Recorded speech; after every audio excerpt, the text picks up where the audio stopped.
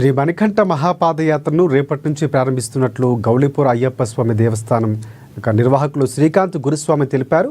శ్రీ వేణుగోపాలస్వామి దివ్య ఆశీస్సులతో ఈ నెల 12 నుంచి నవంబర్ 18వ తేదీ వరకు శ్రీ మణికంఠ మహాపాదయాత్ర నిర్వహిస్తున్నట్లు చెప్పారు. భక్తులు ఎక్కువ సంఖ్యలో పాల్గొనాలని కోరారు. ఈ కార్యక్రమంలో యాదగిరి గురుస్వామి, రజనీకాంత్ స్వామి, ఆవుల శుక్లశంకర గురుస్వామి, శ్రీనివాస్ గురుస్వామి, లక్ష్మణ్ గురుస్వామి పాల్గొన్నారు.